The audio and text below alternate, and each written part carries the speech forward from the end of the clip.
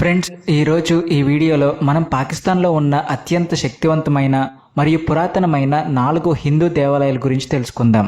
కాబట్టి ఈ వీడియోని తప్పకుండా చివరి వరకు చూడండి. నెంబర్ 1, కటాస్ రాజ్ దేవాలయం. ఫ్రెండ్స్, పాకిస్తాన్లోని పంజాబ్ ప్రాంతం కొండల మధ్య ఒక వింతైన మరియు పురాతనమైన స్థలం ఉంది. అక్కడ చరిత్ర, విశ్వాసం మరియు రహస్యం అన్నీ ఒకే చోట కనిపిస్తాయి. ఈ స్థలాన్ని కటాస్ రాజ్ మందిరం అని పిలుస్తారు. అయితే ఈ దేవాలయం కేవలం రాళ్లతో కట్టిన కట్టడం మాత్రమే కాదు, శివుని బాధ మరియు ప్రేమకు సజీవ సాక్ష్యం అని చెబుతారు. నేటికి ఆ ఆలయం మధ్యలో ఉన్న పవిత్రమైన కోనేరుని చూసి ప్రజలు ఆశ్చర్యపోతుంటారు. ఎందుకంటే ఈ కోనేరు పరమశివుని కన్నీళ్ల నుండి ఏర్పడిందని నమ్ముతారు. కానీ అసలు ప్రశ్న ఏమిటంటే, స్వయంగా ఆ మహాదేవుడే కన్నీరు పెట్టేంతగా అక్కడ ఏం జరిగింది? మరియు పాకిస్తాన్లో ఉన్న ఈ హిందూ దేవాలయం నేటికి ప్రపంచవ్యాప్తంగా ఇంత ప్రసిద్ధి చెందడానికి కారణం ఏమిటి? కాబట్టి రండి, కటాస్ రాజ్ మందిరం యొక్క పూర్తి రహస్య కథను ఇప్పుడు డీటెయిల్గా తెలుసుకుందాం. ఫ్రెండ్స్, కటాస్ రాజ్ మందిరం పాకిస్తాన్లోని పంజాబ్ ప్రాంతంలో ఉన్న చక్వాల్ జిల్లాలో ఉంది. ఈ ఆలయం ఎత్తైన కొండలు మరియు ప్రశాంతమైన వాతావరణం మధ్య నిర్మించబడింది. అందుకే ఇక్కడికి చేరుకోగానే సమయం కొన్ని వేల సంవత్సరాల వెనక్కి వెళ్ళిందా అన్నట్లు అనిపిస్తుంది. చరిత్రకారుల ప్రకారం ఈ ఆలయం సుమారు 10,500 సంవత్సరాల కంటే పురాతనమైనదిగా భావిస్తారు. అయితే కొన్ని వనవాస కాలంలో కొంత సమయం ఇక్కడే గడిపారని చెబుతారు. ఇక్కడే వారు ధ్యానం మరియు పూజలు చేశారు. కానీ ఈ ఆలయానికి ఉన్న అతిపెద్ద గుర్తింపు ఇక్కడి పవిత్రమైన కోనేరు అని చెప్పుకోవచ్చు. ఎందుకంటే ఈ కోనేరు చూడడానికి ఒక సాధారణ చెరువులా కనిపిస్తుంది, కానీ దీని కథ చాలా అద్భుతంగా ఉంటుంది. ఫ్రెండ్స్, పురాణాల ప్రకారం సతీదేవి తన తండ్రి దక్షిణ యజ్ఞంలో జరిగిన అవమానాన్ని భరించలేక అగ్నికి తనకు తాను సమర్పించుకున్నప్పుడు శివుడు అమితమైన దుఃఖానికి గురయ్యాడు. ఆయన సతీదేవి పార్థివ దేహాన్ని తీసుకుని విశ్వమంతా తిరగసాగాడు. ఆయన బాధ ఎంత లోతైనదంటే ఆయన కళ్ళ నుండి కన్నీళ్లు కారడం ప్రారంభించాయి. అయితే ఆ సమయంలో శివుని 2 కన్నీటి చుక్కలు భూమిపై పడ్డాయని నమ్ముతారు. ఒక కన్నీటి చుక్క భారతదేశంలోని పుష్కర్లో పడగా రెండవది ఇక్కడ కటాస్ రాజ్లో పడింది. కాబట్టి ఈ కన్నీళ్ల నుంచే పవిత్రమైన కోనేరు ఏర్పడింది. ఈ కారణంగానే ఈ స్థలం హిందువులకు అత్యంత పవిత్రమైనదిగా భావించబడుతుంది. అయితే ఫ్రెండ్స్, కటాస్ రాజ్ దేవాలయం అనేది కేవలం ఒక ఆలయం మాత్రమే కాదు. ఇది అనేక చిన్న మరియు పెద్ద దేవాలయాల యొక్క సముదాయం. ఈ దేవాలయాల నిర్మాణ శైలి, వాస్తుశిల్పం, రాతిపై చెక్కిన అద్భుతమైన శిల్పకళ భారతీయ ప్రాచీన కళా వైభవానికి నిదర్శనంగా నిలుస్తాయి. అంతేకాకుండా శతాబ్దాలు గడిచిన ఈ శిల్పాల అందం ఇప్పటికీ సందర్శకులను ఆశ్చర్యానికి గురిచేస్తూనే ఉంది. అయితే ఈ ఆలయ సముదాయంలో ప్రధానంగా పరమశివుడు, శ్రీరాముడు, హనుమంతుడితో పాటు ఇతర హిందూ దేవతలను కూడా ఆరాధించేవారు. కాలగమనంలో కొన్ని దేవాలయాలు శిథిలావస్థకు చేరుకున్నప్పటికీ వాటి వైభవం, నిర్మాణ గొప్పతనం నేటికి స్పష్టంగా కనిపిస్తాయి. ఇక్కడ నెలకొన్న ప్రశాంతమైన పవిత్రమైన వాతావరణం ప్రతి సందర్శకుడికి ఆధ్యాత్మిక అనుభూతిని కలిగిస్తుంది. పూర్వకాలంలో ఎంతోమంది మహర్షులు, ఋషులు, సాధువులు ఈ పవిత్ర క్షేత్రంలో తపస్సు చేసి ఆధ్యాత్మిక సాధన చేశారని స్థానికులు విశ్వసిస్తారు. అందుకే కటాస్ రాజ్ దేవాలయం చారిత్రక ప్రాముఖ్యతతో పాటు ఆధ్యాత్మిక విశిష్టతను కూడా కలిగి ఉన్న ఒక అపూర్వమైన పుణ్యక్షేత్రంగా ప్రసిద్ధి చెందింది. ఫ్రెండ్స్, ఈ ఆలయం గురించి చరిత్రలో మరో ఆసక్తికరమైన విషయం కూడా వెలుగులోకి వచ్చింది. పండితుల అభిప్రాయం ప్రకారం గొప్ప సంస్కృత పండితుడైన పాణిని కూడా ఈ ప్రాంతంలోనే విద్యను అభ్యసించారు. ఈ స్థలం ఒకప్పుడు పురాతన విద్యా కేంద్రంగా ఉండేదని కొందరు నమ్ముతారు. మొఘల్ కాలంలో మరియు తర్వాత బ్రిటిష్ పాలనలో కూడా ఈ ఆలయం ప్రసిద్ధి చెందింది. కానీ 1947లో భారతదేశం, పాకిస్తాన్ విభజన జరిగిన తర్వాత ఇక్కడికి వచ్చే హిందూ భక్తుల సంఖ్య చాలా తగ్గిపోయింది. అంతేకాకుండా మెల్లమెల్లగా ఈ ఆలయం బోసిపోవడం ప్రారంభమైంది.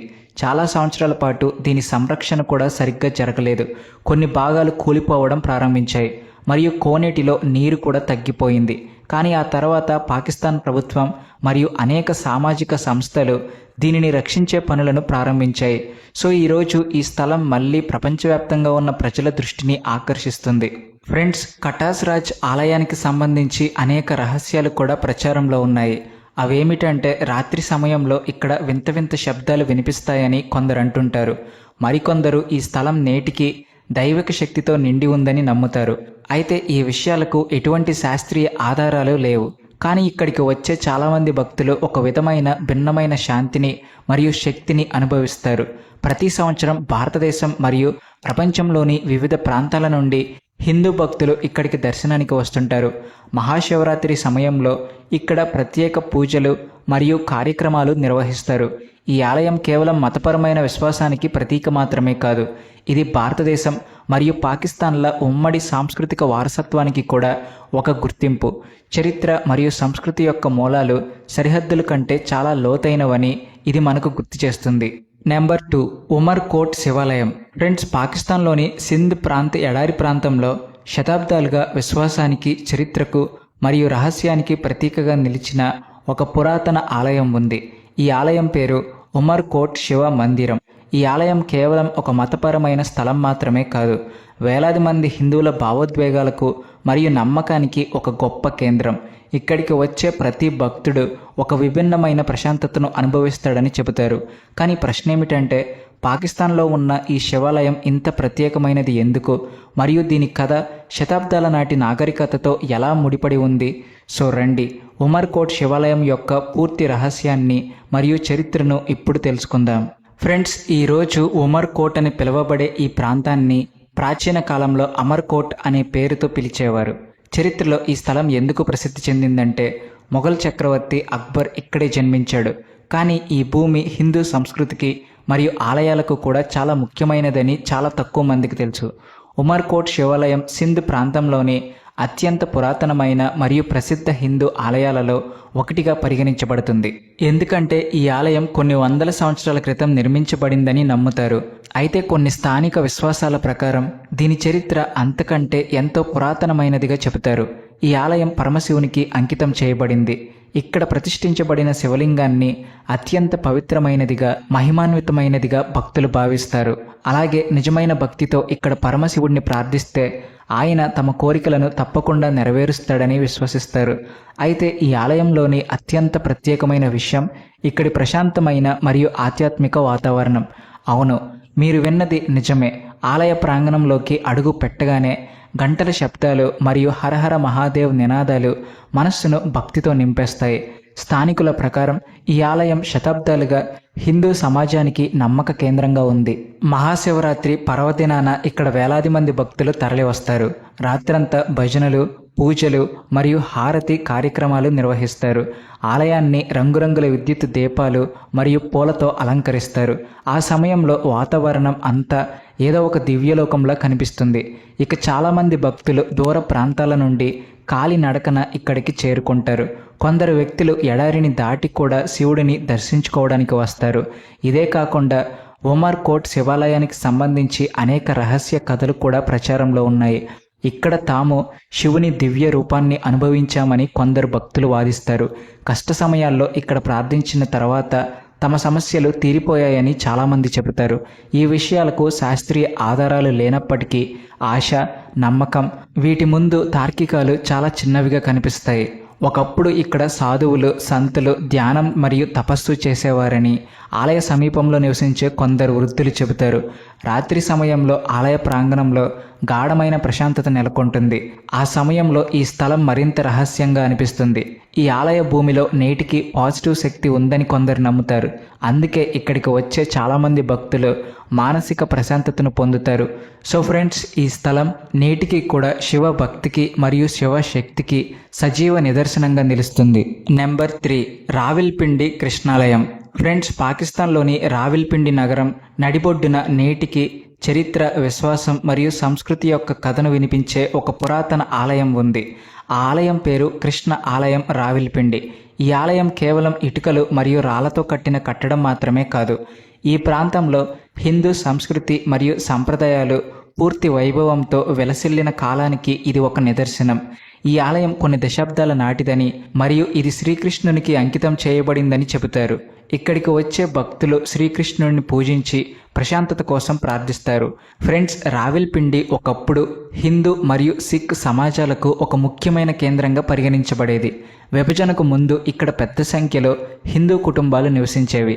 అంతేకాకుండా నగరంలో అనేక దేవాలయాలు, గురుద్వారాలు మరియు మతపరమైన స్థలాలు ఉండేవి. వాటిలో ఒకటి ఈ ప్రసిద్ధ కృష్ణాలయం. ఈ ఆలయ వాస్తుశిల్పం చాలా ఆకర్షణీయంగా పరిగణించబడుతుంది. దీని గోడలు మరియు స్తంభాలపై ఉన్న కళాఖండాలు పురాతన భారతీయ వాస్తుకళను చూపుతాయి. కానీ కాలక్రమేణా ఈ ఆలయం అనేక కష్టకాలాలను ఎదుర్కొన్నప్పటికీ నేటికి దీని గుర్తింపు పూర్తిగా తుడిచిపెట్టుకుపోలేదు. ఫ్రెండ్స్, 1947లో భారతదేశం పాకిస్తాన్ విభజన తర్వాత ఇక్కడ నివసించే చాలా హిందూ కుటుంబాలు భారతదేశానికి వెళ్ళిపోయాయి. దీని తర్వాత ఈ ఆలయం చాలా కాలం పాటు నిశ్శబ్దంగా మరియు బోసిపోయి ఉంది. కానీ అయినప్పటికీ ఈ స్థలం చరిత్ర పుటలలో నేటికి సజీవంగా ఉంది. ఈ ఆలయం కేవలం ఒక మతపరమైన స్థలం మాత్రమే కాదు, రెండు దేశాల ఉమ్మడి సాంస్కృతిక వారసత్వానికి ప్రతీక అని చాలామంది నమ్ముతారు. ఎందుకంటే స్థానికుల ప్రకారం శ్రీకృష్ణుని జన్మాష్టమి సమయంలో ఇక్కడ ప్రత్యేక పూజలు మరియు కార్యక్రమాలు జరిగేవి. ఆలయంలో భజనలు, హారతులు మరియు శ్రీకృష్ణుని నినాదాలతో వాతావరణం అంతా భక్తిమయంగా మారిపోయేది. రాత్రి సమయంలో దీపాల వెలుగులు ఆలయాన్ని మరింత అందంగా మార్చేవి. ఒకప్పుడు ఇక్కడికి దూర ప్రాంతాల నుండి భక్తులు దర్శనానికి వచ్చేవారని, ఆలయ పరిసరాల్లో జాతర వాతావరణం కనిపించేదని కొందరు వృద్ధులు చెబుతారు. ఈరోజు కూడా ఈ ఆలయం పేరు వినగానే ప్రజల మనస్సులో చరిత్రకు సంబంధించిన అనేక జ్ఞాపకాలు మళ్ళీ తాజాగా అవుతాయి. విశ్వాసం మరియు సంస్కృతి యొక్క మూలాలు సరిహద్దుల కంటే చాలా లోతైనవని ఈ ఆలయం మనకు గుర్తు చేస్తుంది. కృష్ణ మందిర్ రావిలపిండి నేటికి చరిత్ర, మతం మరియు పురాతన నాగరికతలపై ఆసక్తి ఉన్నవారికి ప్రత్యేక ప్రాముఖ్యతను కలిగి ఉంది. ఎవరైనా ఈ ఆలయ కథను విన్నప్పుడు సమయం ఎంత మారినా చరిత్రకు సంబంధించిన కొన్ని గుర్తులు ఎల్లప్పుడూ అమరంగానే ఉంటాయని వారికి అనిపిస్తుంది. నెంబర్ 4, పంచముఖి ఆంజనేయ స్వామి ఆలయం. ఫ్రెండ్స్, పాకిస్తాన్లోని అతిపెద్ద నగరమైన కరాచీలోని రద్దీ మరియు ఆధునిక భవనాల మధ్య శతాబ్దాలుగా విశ్వాసం మరియు అద్భుతాల కథను వినిపిస్తున్న ఒక పురాతన ఆలయం ఉంది. ఈ ఆలయం పేరు పంచముఖి హనుమాన్ మందిరం. ఈ ఆలయం కేవలం పాకిస్తాన్లోనే కాకుండా మొత్తం దక్షిణ ఆసియాలోనే అత్యంత పురాతనమైన హనుమాన్ ఆలయాలలో ఒకటి అని చెబుతారు. ఇక్కడ ప్రతిష్ఠించబడిన హనుమంతుని పంచముఖి విగ్రహం అత్యంత దైవికమైనదిగా మరియు మహిమాన్వితమైనదిగా భావిస్తారు. అంతేకాకుండా చరిత్రకారుల ప్రకారం ఈ ఆలయం సుమారు 10,500 సంవత్సరాల నాటిదని భావిస్తారు. అయితే దీని ఖచ్చితమైన నిర్మాణ కాలం గురించి భిన్నమైన అభిప్రాయాలు ఉన్నాయి. కానీ స్థానిక హిందూ సమాజం దీనిని అత్యంత పురాతనమైనదిగా మరియు పవిత్రమైనదిగా భావిస్తుంది. ఈ ఆలయానికి ఉన్న అతిపెద్ద విశిష్టత ఇక్కడ ప్రతిష్ఠించబడిన హనుమంతుని పంచముఖి విగ్రహం అని చెప్పుకోవచ్చు. పంచముఖి అంటే 5 ముఖాలు ఉన్న రూపం. నమ్మకాల ప్రకారం అహిరావణుడు అనే రాక్షసుడిని అంతం చేయడానికి హనుమంతుడు ఈ రూపాన్ని ధరించాడు. ఈ రూపంలో హనుమంతునికి 5 ముఖాలు ఉంటాయి. అవి హనుమ, నరసింహ, గరుడ, వరాహ మరియు హయగ్రీవ. ఈ 5 రూపాలను శక్తి, రక్షణ, ధైర్యం మరియు జ్ఞానానికి ప్రతీకగా భావిస్తారు. ఏ భక్తుడైనా నిజమైన మనస్సుతో ఇక్కడ ప్రార్థిస్తే అతనికి భయం మరియు ప్రతికూల శక్తుల నుండి రక్షణ లభిస్తుందని చెబుతారు. అయితే ఈ ఆలయానికి సంబంధించి అనేక మహిమాన్విత కథలు కూడా ప్రచారంలో ఉన్నాయి. ఇక్కడ ప్రార్థించిన తర్వాత తమ పెద్ద పెద్ద సమస్యలు తీరిపోయాయని కొందరు భక్తులు వాదిస్తారు. ఆలయంలోకి ప్రవేశించగానే తమకు ఒక అద్భుతమైన సానుకూల శక్తి లభిస్తుందని కొందరు చెబుతారు. ఇదే కాకుండా ఆలయ పూజారుల ప్రకారం ఇక్కడికి చాలామంది మానసిక ప్రశాంతత మరియు ధైర్యాన్ని పొందడానికి కూడా వస్తారు. పంచముఖి హనుమంతుని ఈ రూపం 2 శక్తుల నుండి రక్షిస్తుందని చెబుతారు. అందుకే చాలామంది భక్తులు ఇక్కడ ప్రత్యేక రక్షణ పూజలు కూడా చేయించుకుంటారు. ఫ్రెండ్స్, ఒకవేళ మీకు పాకిస్తాన్లోని ఈ 4 ఆలయాల యొక్క రహస్య వీడియో మీకు నచ్చినట్లయితే వీడియోను లైక్ చేయండి, షేర్ చేయండి. అలానే మా ఛానల్ని సబ్స్క్రైబ్ చేసుకోవడం మాత్రం మర్చిపోకండి. Please like and share and also thanks for watching.